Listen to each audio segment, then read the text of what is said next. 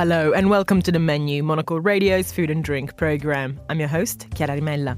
This week, we celebrate the season with an episode dedicated to the joys of eating in winter, however unpredictable those choices may be, and the associated weather they are made in. First up, we get the scoop on why a successful London restaurant is expanding into serving up ice cream in the middle of December. First you go for an ice cream and a glass of wine, and then you go for whatever you're in the mood for. It sort of creates this little area of a place that you want to visit and want to go to, I guess. Also on the programme, we're in Singapore to find out about the craze for hotpot at this time of year. If you order the noodles, somebody will dance with the noodles at your table. I find the whole experience is not just for the taste, but it's also the sight, the sound. Plus, we head to Lapland for some chilly fine dining. All that here in a menu on Monocle Radio. Of the many foods that are traditionally associated with winter and cold weather, ice cream may not be the first that comes to mind. But for the brains behind popular restaurant Goodbye Horses, Alex Young and George DeVos, the seasonal mismatch made for an exciting and unexpected context opened their latest venture, The Dreamery. And this isn't your standard ice cream parlour either. It's also a wine bar where you can get a glass of natural alongside a scoop of the cold stuff, with flavours devised by Jack Coggins, who's also the chef at their main outpost. That element of surprise is crucial to all of the pair's venues, which are all clustered in the residential North London neighbourhood of the Beauvoir, and reflects an approach to hospitality that's about openness but also maintaining an air of the unpredictable. Alex and George joined me in the studio to tell me more. I started by asking them what was behind the choice of opening an ice cream parlour in the middle of winter. I mean, you introduced this as a choice, but if I'm completely honest with you, I think it was less of a choice than more happenstance. But at the same time, I don't think we were ever really fazed about opening it in winter. I think our original plan was to try and open it in August, but I don't know. People eat ice cream all year round. I have it for dessert like every other day or so, and people still eat soup in the summer as well, I don't know. You're not a believer in seasonality in that sense. Well, we have seasonality within our ice creams, but no, people should be eating ice cream all year round, and we stand for that, I think. No, yeah, but they do. And they do as well, obviously. Do you actually? Have you found yourself eating ice cream in the winter in the past? Is it something that has happened to you? Maybe not when you're outside, but when you're in a warm place or when you're at home. So many people have a tub of ice cream tucked away in the freezer, right? And you dig into it no matter what time of the year. Yeah, of course. So. But more in general, why an ice cream parlour as the third kind of venue in your crown? I think it's sort of not fully complete, but it's a lovely addition to the area and the spaces that we've created with the coffee shop Day Trip, then Goodbye Horses, the wine bar with amazing food offering that we have now. And then the ice cream shop is sort of that little extra step where you can go to either after you had a coffee or after you had a glass of wine and some food, or you go before, you turn it around. First you go for an ice cream and a glass of wine, and then you go for whatever you're in the mood for. It sort of creates this little area of a place that you want to visit and want to go to, I guess. Yeah, and also, I mean, ice cream and wine, it's just the greatest combo of all time, really. I mean, it's just so joyous, isn't it? Like, I don't know what I would prefer other than to have a scoop of ice cream and a glass of wine. It's just great. Well, I think that's interesting because it's not necessarily as obvious, perhaps, as you're putting it right there. But lots of people would be quite surprised by the idea of having wine with ice cream. I suppose there are certain traditions where you do have more of a cuisine which lends itself to sweet wines at the end of a meal. I'm Italian. I'm partial to a good passito at the end of a meal, but not everywhere has this tradition. So do ice cream and wine actually really go well together? You're going to say yes, I think. I mean, it's in the eye of the beholder, I guess. What if you love two things? Do they always have to go together? I don't know. Sometimes they do, sometimes they might not, but there's always something fun in drinking and eating something fun. Not everything always needs to match. I think they kind of do, though. But yeah, as you say, maybe it's just about the sugar rush, Yeah. But sometimes they do, no, for sure. We have wines on the list that perfectly pair with some of the ice creams. Not that we sort of push people towards that. It's all about sort of exploring and having a fun time. But yeah. In terms of taste, though, what do you think makes a wine that goes well with ice cream? We've tried quite hard to avoid sort of actively pairing things, but at the same time, we are avoiding some things. So we're not focusing on having sweet wines with ice cream, for example. Often the wines that we'll serve with the ice creams will have more of a acidic kind of profile to them, which can balance quite well with the sweetness of the ice creams.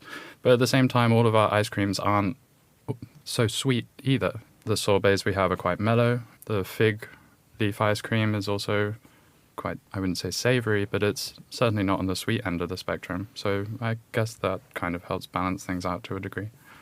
Well, you mentioned the seasonality of the flavors that you've started with so far.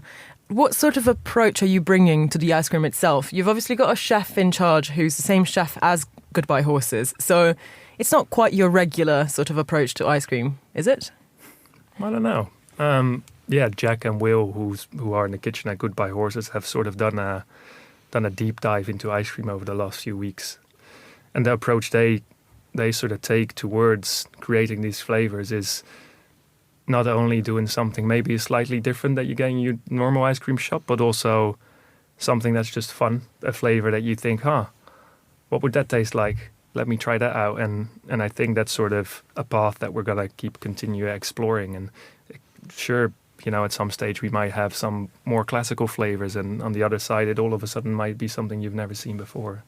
I think that all holds true to just creating something fun and interesting and maybe slightly disorientating. Well, I like the idea of both fun and disorientating, partly because I think ice cream lends itself always to that sort of sense of kind of childhood nostalgia. It's inevitable, it's impossible to not feel it. But the place is also called the Dreamery. So there's really like a sort of surrealist streak to the stuff that you're doing, the decor, the murals. How much of this kind of whimsy do you think it is important in restaurants, in the places that we go eat nowadays? I mean, I think it's so important. It's basically how we make every decision is we're striving for what you've just described. The first decision that we made was we wanted to look for a space that was sort of off the beaten path, and it's perfect in De Beauvoir because it's a leafy street. You don't expect to see any commercial spaces there. They were long ago turned into flats. So already it's somewhat surprising there. And then, of course, the choice to have ice cream and wine is somewhat surprising in and of itself. But as you described, the Dreamery, it has this incredible mural by Lucy Stein, a fantastic English artist who is very inspired by folklore and mythology. And it's on Japanese rice paper that's backlit, and then it's got mirrors that surround it completely. So it creates this sort of effect of an infinite dreamscape above your head, essentially. And it's got all these crazy characters of, like, I don't know, a cow with an ice cream cone sort of stuck on its head, so it kind of looks like a unicorn, and these strange sort of aliens and snails, and a huge sun that's sort of beaming down at you, hopefully not melting all the ice cream. So, yeah, I mean, all of these things, we're trying to make the familiar feel somewhat unfamiliar again. And Alice, the other day, she said something I thought that was really nice. She said it's very much a destination, but it's going to be nicest for people who just discover it by walking past, because you just don't expect to see it. People think that that Goodbye Horses used to be a house, and they always ask us, how did you get planning permission to turn a house into a pub? Normally the pubs are turned into houses. But it does, I see why people say it, because there's no signage, and it just kind of looks like one big living room. And making people question their presumptions on what all of these different things should be, like a wine bar, how that should be, and so on. That's what we're striving for. I think it's interesting also because these spaces are all very close to one another. You could have taken a different approach. Lots of kind of restaurant mini groups and indie groups would spread out a bit more through the city.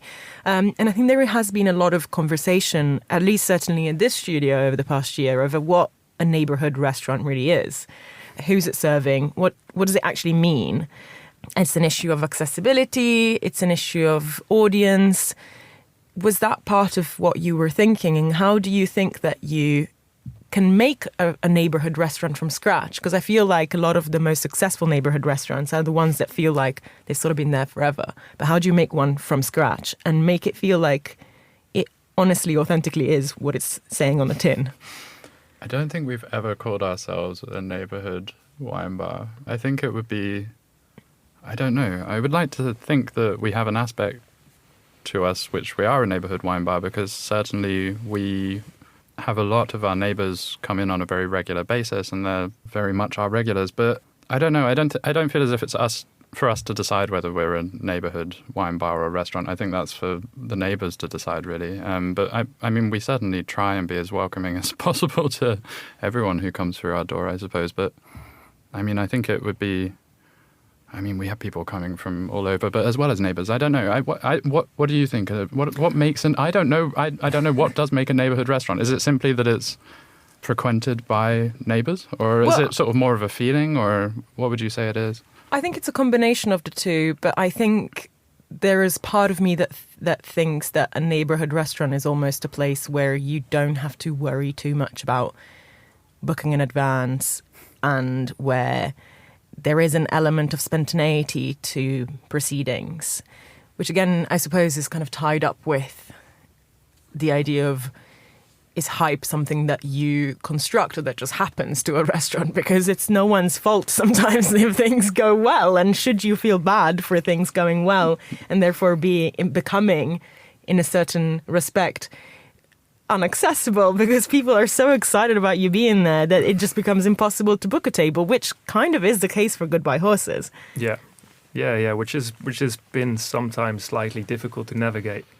We keep lots of space for walk-ins, which is something that we, from the setup, wanted to do. Like the only reason actually why we took reservations on was, one, we were opening up in an area where there is not really much footfall at all. We were nervous. Yeah.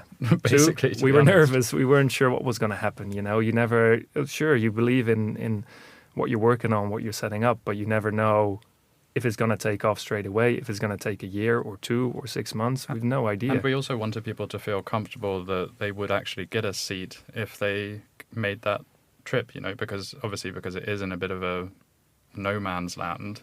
We wanted people to feel confident that they weren't going to be turned away at the door.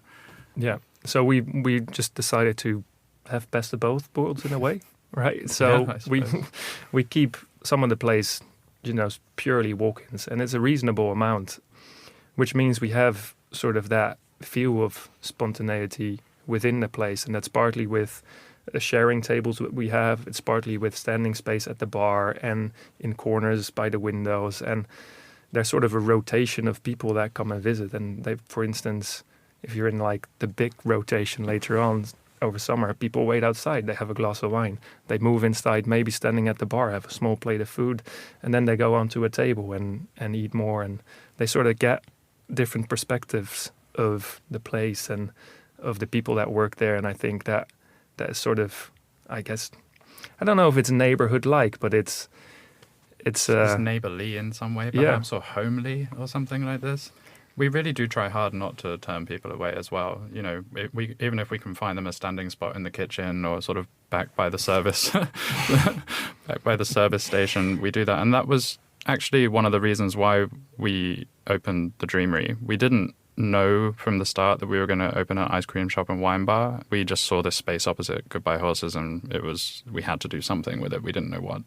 But once we saw that Goodbye Horses was taking off, we thought that maybe it would be a good idea to have a bit more capacity. And it's worked very nicely, albeit we've only been open for 4 or 5 days. But it can sort of serve as, not a waiting room exactly, but it can serve as an extension of Goodbye Horses to a degree, where people can have a glass and then maybe later they can move on to sit down in Horses and get a meal as well, which is quite handy. That was Alex Young and George DeVos speaking to me at Midori House. This is the menu. Hotpot may be a staple of Singaporean cuisine year-round, but there's something about entering winter that makes locals in the Little Red Dot particularly hungry for it, even though the temperatures in this season aren't really all that different from other months. Here, like many other spots around the world, people want to mark the festive season with a steaming soup filled with comforting flavours that evoke the experience you might have in much colder climes. Singapore-based reporter Adam Hancock takes us on a tour of the city to learn more about the cultural importance of the dish and get a taste for himself. Christmas in Singapore is a unique experience, especially for someone like me who grew up in the UK. It might be December, but it's over 30 degrees now and the humidity is around 70%. I'm standing in the city's financial district, looking at a Christmas tree as the midday sun beats down. The last thing I want right now is a steaming bowl of hot soup. But believe it or not, that is a dish that a lot of Singaporeans will be looking forward to at this time of year. The festive season is in full swing here, with Christmas closely followed by Chinese New Year. And that means that the city's many hotpot restaurants will be doing a roaring trade. To find out more about this simmering broth of goodness, I spoke to Singaporean cookbook author Pamelia Chia. Come on, it's lovely weather for a sleigh ride together with you. So Pamelia, what exactly is hotpot? So it's basically a central cooking pot set over either an induction stove or, sometimes we have the charcoal steamboats that are powered by charcoal pieces in a central tube. And then people would start putting meat or vegetables, tofu or noodles into the soup that is boiling inside the hot pot. I think a lot of people all around the world refer to it as hot pot, but in Singapore we have a very unique term to describe it. We call it steamboat. And presumably there are many different flavours of hotpot available, right? Yeah, so I think the kind of hot pot that I grew up with is very different from the kinds of soup flavors that are available now.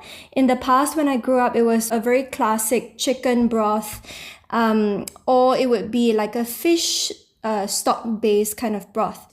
These days, I think it's more common to find either the Sichuan style, which is the kind with a layer of chili oil over the top, or you would find something that is more Japanese inspired, like the collagen broths. The origins of hotpots are hotly disputed. Some trace its roots back to Mongolian horsemen. Legend has it that they filled their overturned helmets with broth and huddled around the fire to eat. But then there are parts of China that lay claim to the invention of the humble hotpot too. Wherever it came from, one thing is clear. It's been around for a very long time. This centuries-old dish may not have originated here in Singapore, but it has been well and truly embraced by the locals.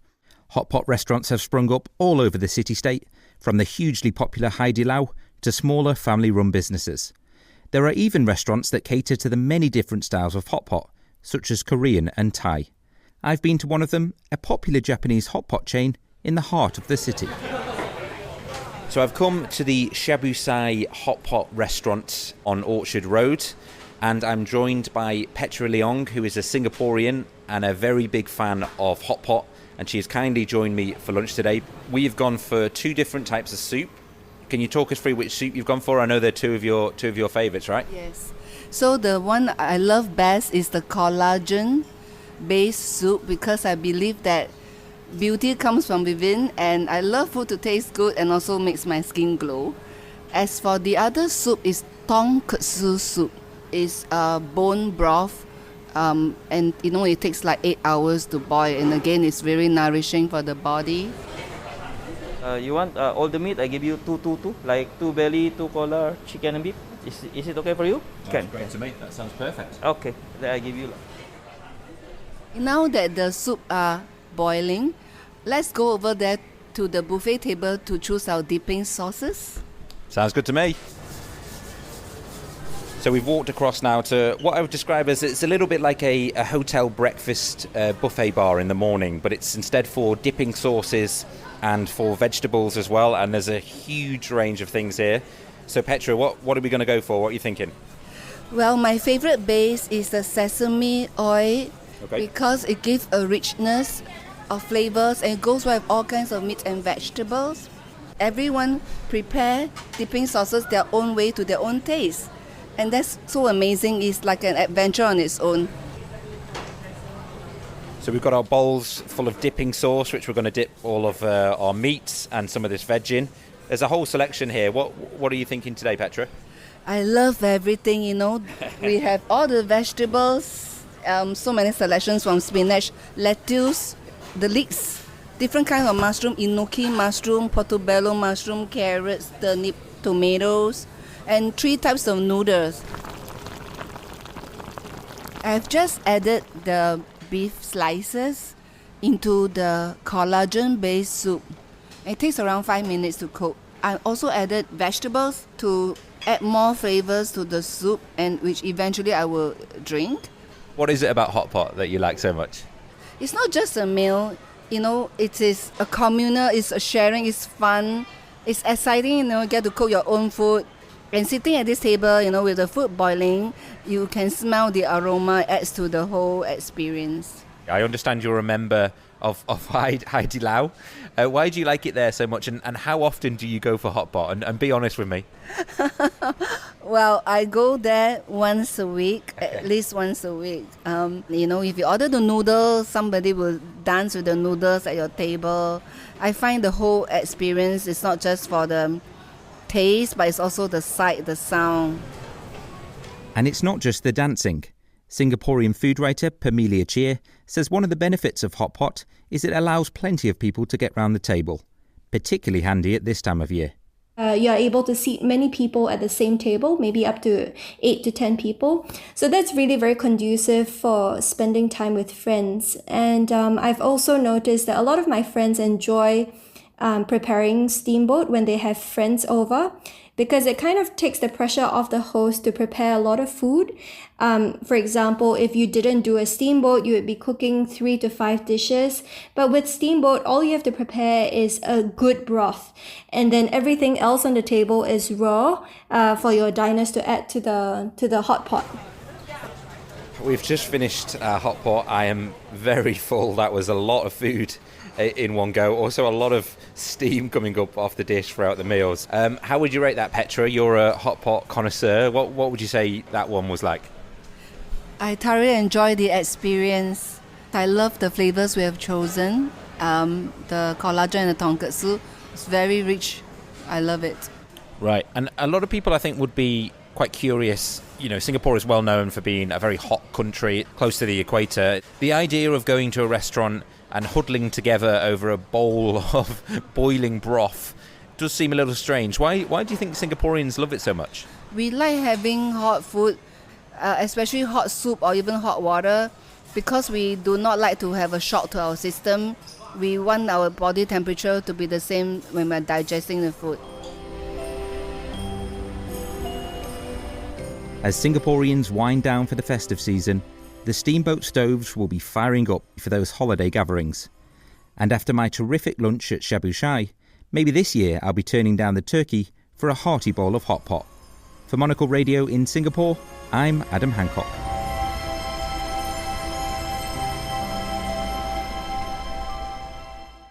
Thanks, Adam. This is the menu. Located near the Arctic Circle in northern Finland, Tapio is the world's northernmost restaurant to have been awarded a Michelin star. The achievement is all the more exceptional given the restaurant's remote setting and reliance on local produce in a climate where the growing season is short and the ground is covered in snow for more than 200 days of the year. We dispatched our Helsinki correspondent Petri Burtsov to the town of Kuusamo to meet with the restaurant's founder and head chef, Conor Leybourne.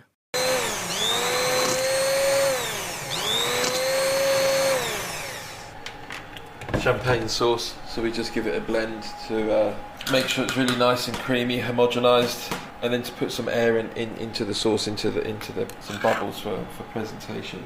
It's early afternoon and Conor Leybourne is prepping for tonight's service. So you've got the chive sauce underneath, which will... Tapio's kitchen looks like any other fine dining restaurants, with the tools, the spices and the raw ingredients organized neatly. But step into the dining room and the view opens up towards the snowy slopes of the Ruka ski resort. Here, temperatures can drop as low as minus 40 degrees Celsius, and both locals and visitors alike usually opt for hearty comfort food, such as reindeer stew or warm salmon soup.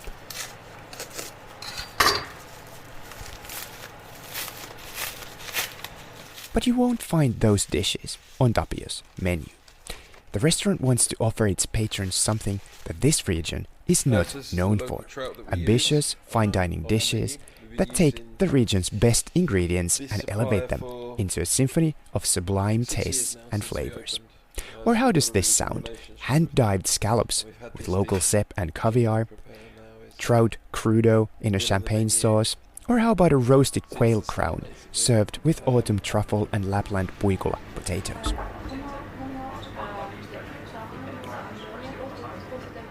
For Leybourne, who runs Tapio together with his Finnish partner Johanna Mourujärvi, It is all about taking what Lapland can offer and making the best out of it. And the color is, it's like beautiful really orange lovely color. colour, yeah. You can probably tell from the color how fresh the fish is. That's the thing for me. That's why using it. It's a lot of stuff you don't get the freshness. These guys, they've got a really great fat content in the fish compared to other trouts which are out there. This is for me the best. I would say the best in the country, especially how fresh we get it colour wise. You don't see it like this very often. A lot of the time it's been packed, it's gone to the supermarkets, it's days old, and so to have such a high quality product, culturally I don't think they look at it as such a high class fish. Yeah, that's true. That's true.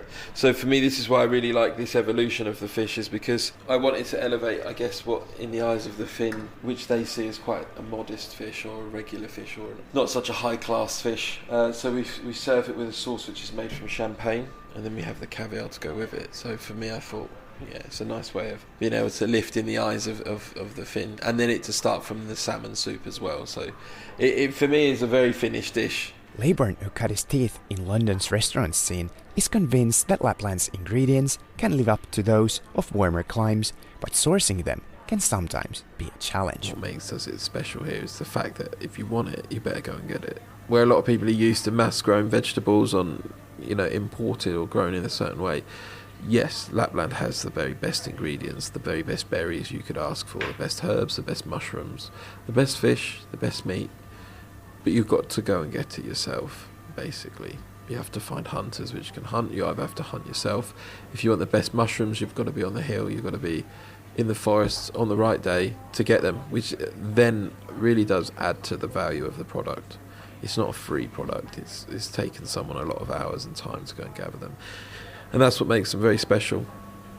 Lapland is sometimes referred to as Europe's last remaining wilderness. Much of it still consists of untouched nature, endless boreal forests, and freshwater lakes. Studies show that Lapland's air quality is the best on the planet. What you said before, that you were very ingredient driven and working with local producers and growers. What do you think is so unique about Lapland and its ingredients? It's a bit cliche to say really, but it's the freshness. If you're using that type of ingredient. Like I said, for our fish, how fresh we get that. The waters, it's just the landscapes. I think if you're using ingredients close to, in these areas, the way they're farmed, very, very close to natural, if they are farming them, if not wild-wise. It is definitely, when you say, in my opinion, I think it's Europe's last sort of natural wilderness. In May this year, Tapio was awarded a Michelin star as the world's most northern restaurant to receive the honor. Guide Michelin praised its excellent produce as well as its simple yet skillful approach to cooking. Clayburn is very proud of having achieved the star in such a remote location. Yeah, definitely the world's most northern. I'm proud of it because it's really hard in the north. Everything is much harder to operate, finding staff, ingredients, consistency. The weather's far more extreme. So to keep a business like this alive as well is quite hard, I think, because you need to have the customer base which wants this style of food, and in this part of the world it's not people's priority to eat this type of food, to be honest. It's about staying alive a bit more and making sure what they have is suitable and price-wise as well. I think it's a lot of money for people to spend. So. When people think of the Arctic areas, food is not the first thing that comes to mind. After all, eating in these conditions has traditionally been about survival more than about sensory pleasure.